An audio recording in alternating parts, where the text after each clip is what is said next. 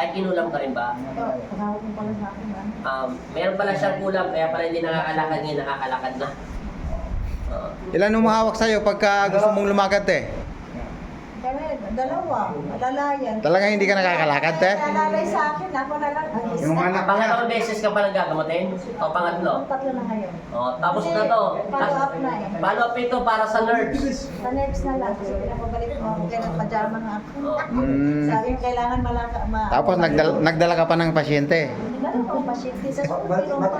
Aso lang maliit ang sasakyan namin, views lang eh. Sama ko sana iba eh. Medyo paano. Maganda na yung may views may sasakyan kasi wala sasakyan. Yeah, normal lang na. Isang na lang na. Isa mo bang Sabay na? lang kami. Ay, hindi Eh, di- ko nakilala si ate. Basta sabi niya, siya na lang mamaya, magpapapicture na kami ito, nakalakad na, gratis na. Pero yung nerves niya, mamaya titignan ko. Hindi ko pa kanto na-check eh.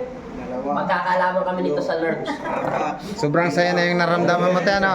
Kapayan ko dati. Wala lang ngayon. 7 seconds. Umano na ako eh. Kalam ko. Wala, singa. Hindi na kasi natandaan natin. Alam Kasi ko yan, meron kami si mga ate. pasyente, mga dati pa, pupunta rito, matatabalay.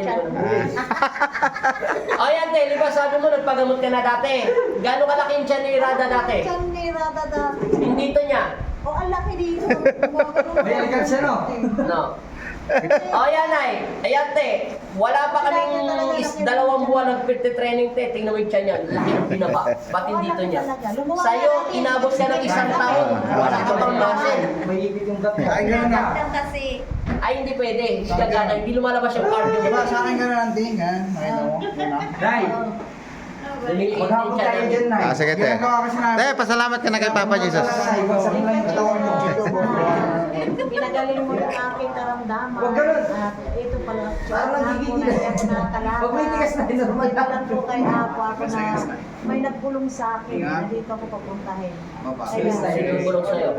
si Papa, si Papa Jesus na nagdasal tayo. Hindi pa ako bumalik. Kaya sabi ko, nagdala ako dahil legit at ako mismo makapagsabi na dito ako bumalik. Salamat naman po, ate. Siniribis ka, no? Punta kayo dito talaga. Ang hindi nakakalakad, pagdating dito, talagang maiyak ka sa tuwa dahil nakakalakad. Ano, Nay? May nag-news? Tumitig. Dahil yan, te, sa pananalig sa Panginoong Hesus Kristo. Mayroon ba dito na sabayan ko? Hindi nakakarinig. Naalala mo yun? May ginamot ka dito, hindi nakarinig. Wala na, Tapos, Kahit yung hindi siya nanganak na hindi nakakarinig, basta wala lang butas yung Feeling mo. tapos Asawa mo. nakarinig na siya dito. Hindi na Natutuwa yun. ako eh. At saka yung hindi nakakalakad, nagtungkod ba siyang ganun? Apo. wala na, nakabalik na yun. Balik na.